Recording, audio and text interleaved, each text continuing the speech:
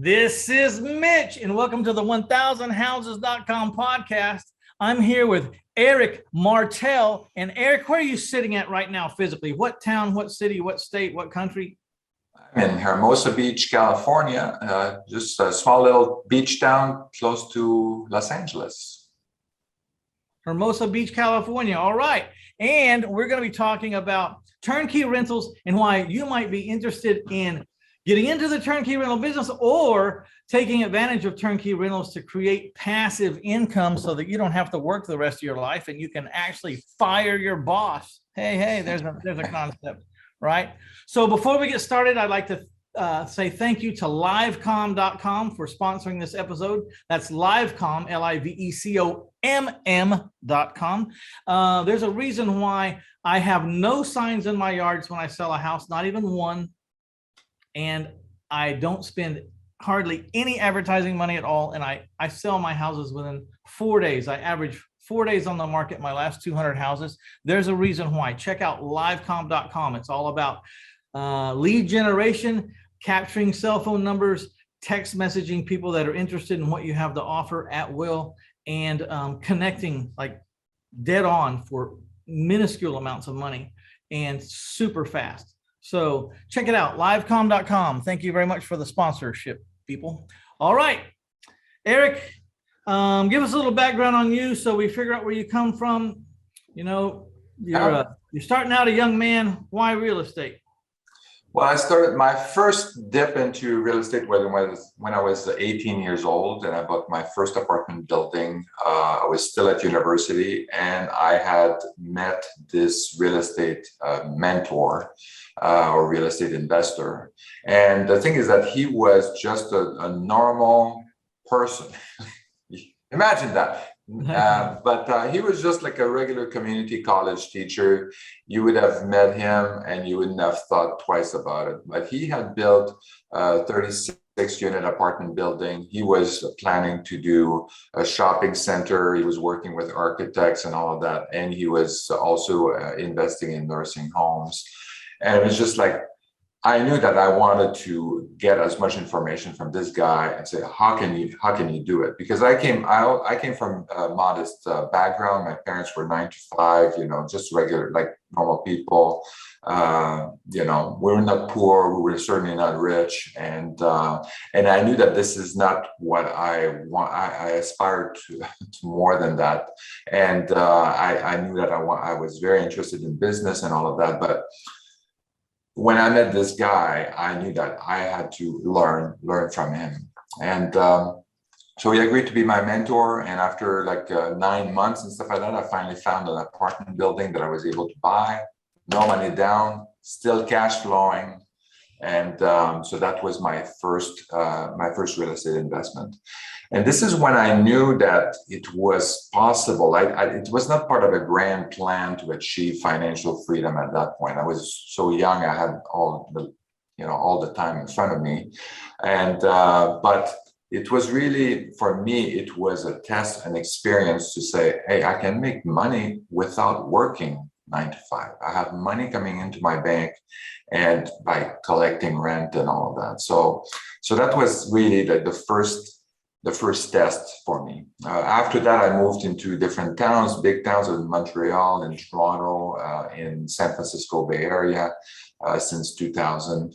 And every time I tried to find the same kind of real estate investment that were cash flowing, but also had good returns. And it was not really possible. You had to, in San Francisco, you could find something that cash flowed, but you had to put 75% of the property down, and then your return on cash was like ridiculously low, just slightly below treasury bills or bonds. So I decided to stay in the stock market and not do anything else after that. But I knew that I needed to do something. I was still focused on passive income. Then we had the dot-com crash. And then I knew that that really kind of put more fire under me. I lost a lot of money in that dot-com crash. I had stock options, and then I said, okay, I want to be in control. Like, the stock market is great. So did any of your stocks go to zero?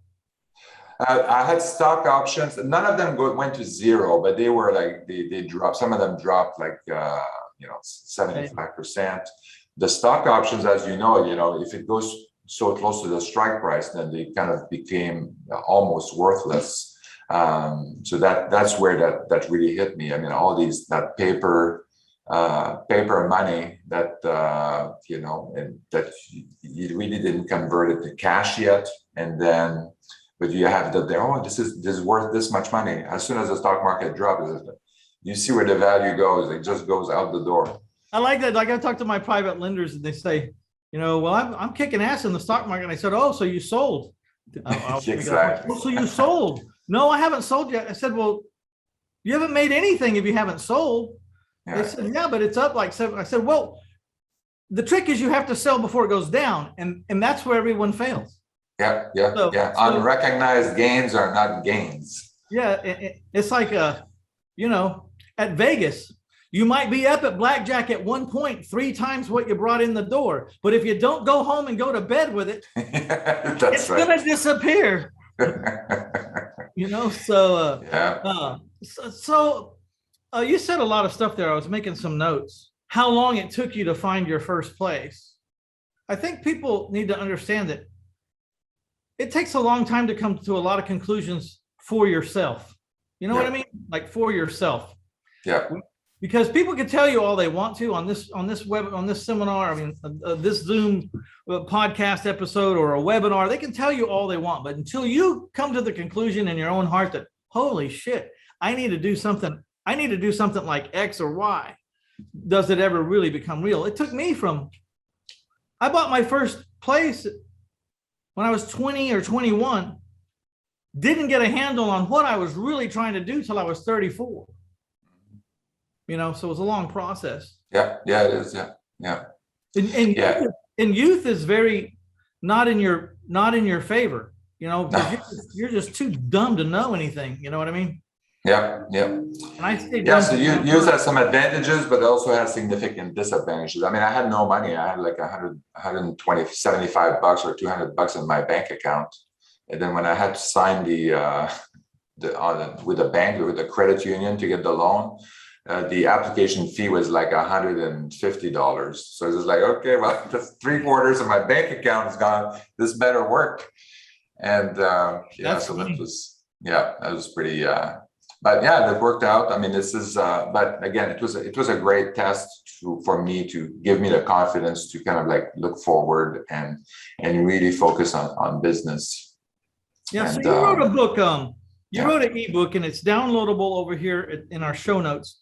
It's Stop Trading Your Time for Money, which is a big mistake that people make. And a lot of entrepreneurs get stuck in that trading time for money. They invent a business that they make a really nice, pretty logo. They get their own phone number, and they don't work for anybody else, but they've essentially created themselves a job where they're a slave to their clients, to the business that they bring in the door, because they never learn to get out of the way of the business. You know what I mean? And there's some businesses that would be easier to get out of the way than others. Like you're fond of buy and hold or rental properties. I'm fond of rental properties at a different type, but still rental, because it only takes property managers after that point to handle it, and that's not rocket science. You know what I mean?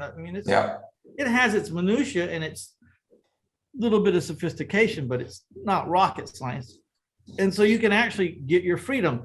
And it takes a little while for people to get that conclusion. Yeah, we're all chasing the money. We want the money. But then after you get the money, you find out like, wow, this isn't as cool as I thought, because I have a lot of money, but I'm tired and I have no time and I have a lot of responsibility, and this is heavy. This is very heavy, And so then what is it? There's always another level, right, Eric? Yeah, absolutely. Then learn how to get out of the way so the money can make the money, and then learn how to enjoy the money and not have the money ruin you. And so there's always another level. And how do you cut your tax liability legally and all that stuff? There's always another level. Tell us about your book, Stop Trading Your Time for Money. Yeah, I mean, the thing is that this book is actually, I I wrote a different book before before writing the book. I had a completely different plan, but then as I was going through, it really, I mean, I think everybody should write a book. Whether you publish it or not is a different story. But I think writing the book is so, it really kind of makes you think and organize your thoughts and why you are where you are today, or how you became, successful, if you consider yourself successful. And for me, like I had been an independent consultant for many years, and I could really see, like, you can't imagine how your money is tied to the hours you sell. I mean, you're basically 1 hour you work, it's 1 hour, it's 1 hour at your rate that you're getting in the bank. You stop working, you want to go on vacation. Not only do you have to pay for your vacation, now you also have to, not Lost make any money. Lost Yes. opportunity cost, right? Exactly. Like the surgeon. I feel sorry for surgeons, and I have doctors that are my private lenders that when they look at my life and look at their life, they go, "What the hell did I do?" Mm-hmm. This guy, Mitch Stephen, he barely has a high school diploma. He's on vacation all the time. Yeah, I mean, exactly. I mean, and I knew that. I mean, I could really feel it. It's like every time I was going on vacation, I would be stressed out, more stressed out than at work. Because at work, at least I knew that I was making money. But when I was on vacation, I was like, oh my God. And then you never know when the plug is going to be pulled on a project or something like that. I was a business consultant. Sometimes you work on a big project, yeah, and then the companies decide, oh, you know what, this is canceled now. We shifted the budget around and this is not a priority anymore. Boom, goodbye. I was like, wow, what do I do now? There's a big gap in my budget, and all of a sudden, it could take me like 3-6 months to find another project like that. And so you have to have the savings and all of that if you don't have passive income. And this is why I'm telling people that you need to focus on financial freedom and building a passive income stream, like as early as you possibly can. So what's the biggest challenge for people? They come to the conclusion, okay, I need to build financial freedom. What's the biggest challenge you think? So I think the biggest challenge, I think, is they need to figure out kind of like that this is something that they need to do. Like they have to go through that process. And then there's a mind shift also, is that because if you're used to working like 9 to 5, what happens is that you are, you're basically told what to do and all of that, and you just do it, and then you're done. You're done for the day. When you are working on your passive income, you're becoming an entrepreneur. You're becoming a business person, and this is very different. You are in control, or you are the one driving the agenda, driving your business. You can't just be sitting back and waiting for things to happen. You have to make things happen. And so this is a very big mind shift that people don't realize they have to do. There's a book that I read a while back called "What Got You Here Won't Get You There," and it was really about that shift. That you were very successful in your job and all of that, but now the next step is, there's some skills that are transferable that you can use, but there's a bunch of other skills that you need to acquire and realize that you need in order to move forward. So that's probably the number one thing, I think, why it's a big challenge. Then you set up your goal, and then it's finding the strategies. There are so many strategies out there, and people don't know what to pick. And then they go to these meetups and say, this one is making a lot of money. They made like $5,000 or $10,000. I want to make $10,000 or $100,000. And they see all these different strategies, and then it's kind of like get them off track. And you have to pick a strategy that matches with your resources and capabilities. And the big one is about money. And the second big one is about time. How much time do you have to devote to this strategy? Yes, you can do full development project and stuff like that, from ground up development and all of that, but it takes time. it takes time for you to work with all the different groups, for the permitting, for the architect, for the contractors, and all of that to get all of that sorted out. And it takes a long time for it to be done. So yeah, you could do that, but do you have the time? You're working full time. You don't have the time to work on that. And this is why we need to find, out of all the strategy, you need to find the one that fits your resources in terms of money and time. And this is why in my book, I have an investment quadrant. And I basically map out all the real estate passive income strategies and where they fit in this quadrant.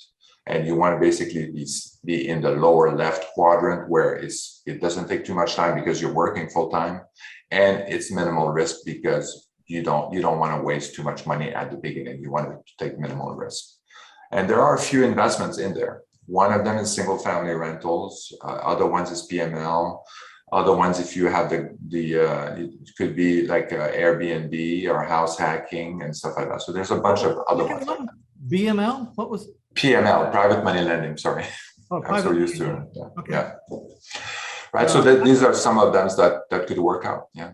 Now, people ask me sometimes, what do? I said, man, start with private money lending. They said, well, I don't have much money. I said, well, you're just trying to grow the money you have. Well, I only have $2,000. Great. Buy something worth $4,000 with the $2,000 and sell it. You just doubled your money. Now, rinse and repeat. It doesn't matter. Rolex watches, cars, guns, guitars, whatever you know. You know what I mean? Whatever it is, you know. Absolutely. Yeah. Yeah. And so that's what you have to do. And this is part of the resources too. Like I focused on real estate because that's something that I am passionate about, that I like. And also because it's an amazing investment in terms of tax benefits, in terms of appreciation, instead of being able to use leverage. This is an amazing way to invest. But if people have other resources and other capabilities and stuff like that, I mean, this could be completely different. It could be, writing songs, for example, or something like that, and music. Well, you could go broke writing songs. Ask me how you know. So, I like the idea that you said writing a book keeps you kind of organizes your thoughts, figures out. I just wrote my 4th book, and I have my 5th and 6th just on deck. But it all started with a book called "My Life in 1,000 Houses: Failing Forward to Financial Freedom," which I was I was grieving a tragic loss. And I didn't know it at the time, but I was just trying to catalog my life. I was just like, where have I been? What have I done? What am I doing? Where do I go now? How do you, why does this happen? How do you stop this stuff from happening? Like, what am I doing? What am I doing here? What am I going to do? And get yourself kind of mapped out, because life gets pretty interesting and fun, even though it's a lot of work. Fun when you find your focus and you find your place and you're going for it. And everything before that and after that is confusing, but I've never been so at peace when I knew exactly where I was trying to go and I knew exactly what I was going to do to try to get there. You know what I mean? Yeah, absolutely. Not that it was easy or smooth, but I remember it clearly. There was like nothing would come between me and that. It was I went like 5 or 6 years so focused that it was the reason why I made it, because there are a lot of different opportunities. And I learned through trial and error that every time I got out of my lane, I would get hit by a truck. Boredom and entrepreneurialism doesn't work really well, because once you start getting bored with what you start trying new things, you're going to start learning new lessons, and some of them are pretty painful. Yeah. So why single family residences, or what do you do? You just named a whole bunch of stuff. What's your preference? So my preference, I have multiple preferences. I think for the people that are getting started, I think the single family rental is probably the easiest one to get into, because first of all, if I was to, in general, real estate rental is a great investment for many reasons. If I was to create an investment from scratch, I mean, I would want to have something that, like I said, you can use leverage. You put a little bit of money to have control of a bigger asset. You want to have appreciation. You want to have positive cash flow. You want to have amazing tax benefits. I mean, and there's only one investment that does that, and it's real estate. It's real estate that, that does that. And if you want to get into that and you're working full time and you don't have a huge amount of money to invest, single family rental is a good way to get into the game and get started in investing and build a passive income portfolio gradually over time. You start getting the tax benefit and you can kind of like ramp up that way. That's not the only one that you can do. I mean, if you have additional, if you have more money, if you have, you can do, apartment buildings. I mean, this is totally available. I mean, this is the first building that I bought was apartment building. I started with rental houses, but I ended up doing self-storage around the lake. Yeah. And I started my first place was only 15 units, like how much could it be? Today it's 1,300 doors and they all owe about $100 a month. But in 1991, I bought my first storage units. But you're right, rentals. I mean, I'm a big fan of seller financing houses. That's really what I know the most of. I seller finance my houses because I get a sizable upfront commitment from these people, 10% or more. And then I have a cash flow that's not hindered by any repairs, but I lose depreciation, I lose appreciation. And right now, the last 2 or 3 years, I hadn't thought about it much, but the last 2 or 3 years now, you can say, well, if I still had all these houses, oh my God. But everything has its plus and minus. It's what, I don't promote one over the other. There's a lot of people that get $1 million in rental houses. There's a lot of people that has done well seller financing houses. You just kind of got to pick your poison. And sometimes there's a blend between the two, rent the houses for 2 or 3 years and then get some depreciation, get all that stuff, and then sell them, or just owner finance your problems. Everyone sometimes has a black cloud rental. No reason why it always does bad. It just does. So when you say I got a black cloud rental, just seller finance it to the next guy and turn it into sunshine. So you have a good points too. Like again, self-storage, great investment. I like it. To your point, it's a rental, exactly. Yeah. So when you focus on cash flow, a great investment. It's a little bit different. It's not as easy for somebody that gets started. And my goal is like, just get started, get enough passive income. And then after that, look at other strategies in the investment quadrant. Take a little bit more risk. Do a BRRRR strategy, which is for your listeners is, buy, renovate, rent, refinance, and repeat, right? So this is a pretty famous BRRRR strategy. So where it requires more time to do that, it requires more money to do that, and then you can do that. Self-storage is another good one. You need a little bit different skill set on how to do your due diligence and looking at the numbers, but you can do it. It takes a little bit more time to get that strategy off and ready to go, and finding the deals to do that. So these are all very good things. And then seller financing, also pretty good. I've done some seller financing as well. It has some great advantages, especially for us, for our business, because we're selling some of these rental properties. So it helps us sell the properties. Yeah, it can help you not take a tax hit. It can do all kinds of things. But my point was, I wholesale flipped and seller financed my way to 1,300 rental units that owe me $100 a month. So 1,300 rental units at $100, that's $130,000 a month.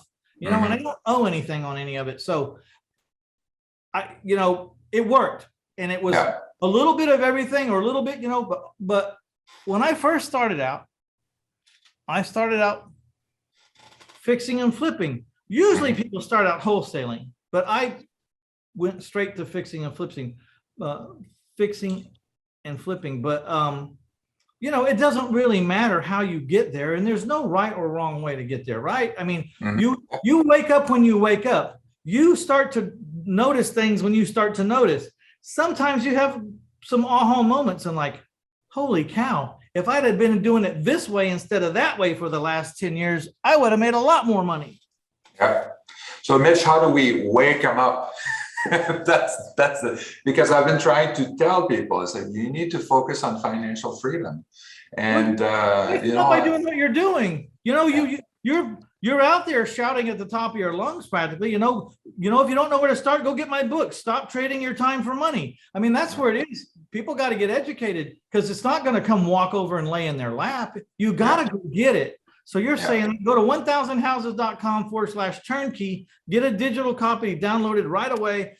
Stop trading your time for money. There'll be contact information over there if you ever want to talk to Eric, whatever. They'll figure out how to get to him over there. There's everything over there. And the thing is that people, they look at their retirement account, they look at their 401k and they say, okay, I have all this money and stuff like that. I have like $500,000 or $300,000. I'll be fine. I'll figure it out. You want to figure it out early, because you want to know that this is, I have $300,000. How is that $300,000 going to be converted into a stream of income when I want to retire at 60, 65, or maybe I want to retire earlier? You need to figure that out early, because it's not going to get you where you want to be. I can guarantee you that. And I think the average retirement savings right now for like the 55 and plus, I think it's like close to like $20,000 or $30,000. I forget what the number was. It was ridiculously low.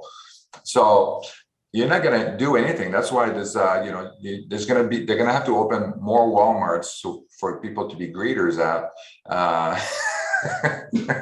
or more greeters per Walmart, something like that. I'm not sure. All right. Well, Eric, we're about time to wrap it up. Is there anything you'd like to say to the newbie out there, or someone who's just starting to think, how do I start? Where do I start? What do I do? I mean, what do you got to say to that person? Yeah, I think the number one thing I think people have to think about is that your goal should be to achieve financial freedom. If you lost your job tomorrow, do you have enough passive income to actually get to the next job and stuff like that? So enough of that would be very important. Also, we're moving into a gig economy. You're gonna be more and more people are gonna have gaps in incomes. They're gonna have these ups and downs. Again, passive income strategy is going to be great to fill in these gaps. Take some off the top and work on that. Would you call that a gig economy? Yeah, gig economy. Basically, a lot of people that are working, let's say for Uber or Lyft, and a lot of workers are also kind of being converted into consultants and not being working full time for their employers. So all of that is becoming more and more trendy, and some of the things that are happening legally are making it easier for companies to pay people on a gig basis. Yeah. And then if you're planning to retire in the next 50 years, you should focus about kind of like really look at how this your retirement savings, how they're going to be converted into a passive income stream. You need to figure that out as soon as possible. And there are different strategies out there. In my book, I talk about the different strategies as well. And I've written a couple of other articles about that as well. If you want to know more, let me know. But yeah, the earlier you figure that out, the better you're going to be prepared when the time comes to retire. So in my first book, My Life in 1,000 Houses, Failing Forward to Financial Freedom, I did a chapter called the moat theory. And basically, I think where everyone needs to start is figure out how to replace your income. Try to get whatever you're making per month, try to get that coming on the side, get your side hustle going, and figure out how to get that amount of money coming into your mailbox every month while you're working. Yep, absolutely. And when you get there, that means you could quit your job if you want. I'm not necessarily saying you should quit the minute it gets there, but here's the thing. For those of y'all who don't make any money right now, this may be your greatest revelation, because you'll get freer faster than everybody else in the world, because you don't have to make that much. The guy that's making $400,000 a year, he's got a problem, plus insurance, plus, car, plus phone, plus office space. I mean, he's got a problem. He's going to be, you know, unless he's saving a tremendous amount of that 400,000, which right off the bat, the government's going to be getting what, 65% of it. I mean, 35% of it, right? So, you know, he's got a problem. Most of the people I know that make big money have got themselves worked all the way up to spending just about all of it.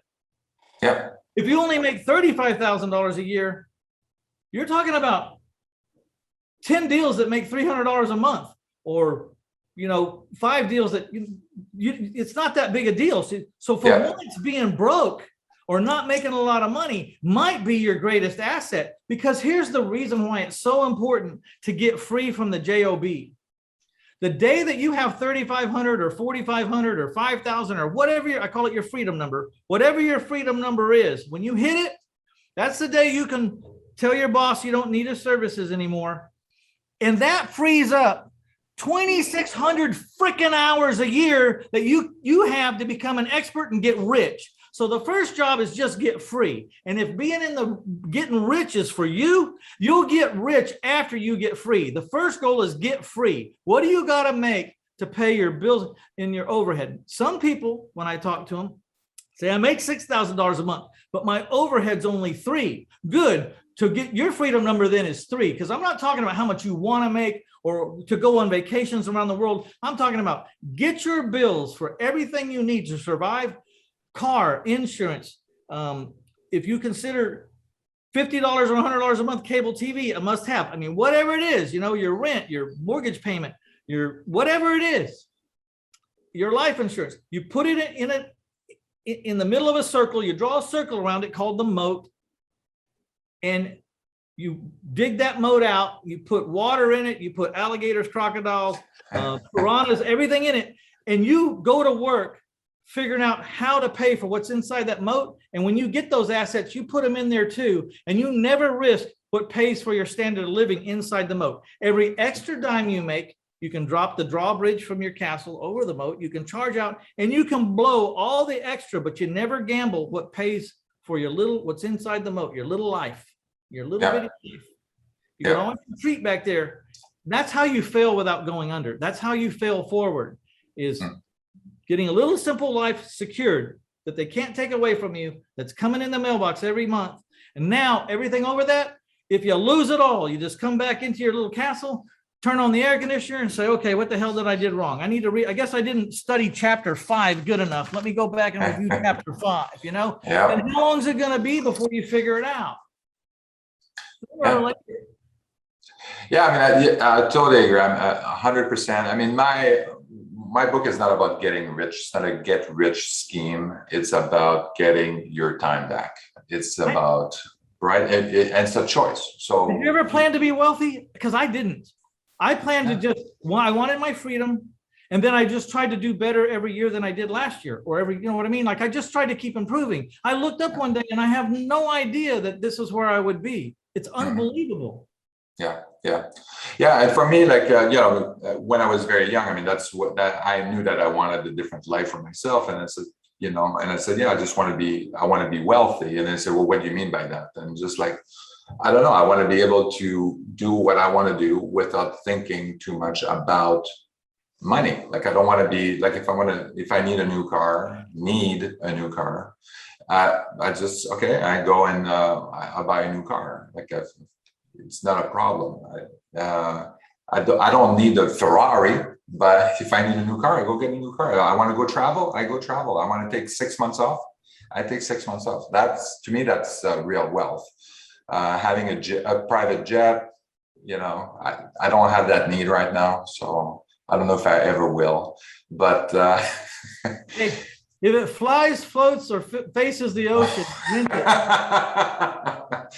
That is very interesting because I use the same. You have I heard that it was, well, you know, there's a really I know the other one. Yeah. But I hadn't heard the one faces the ocean.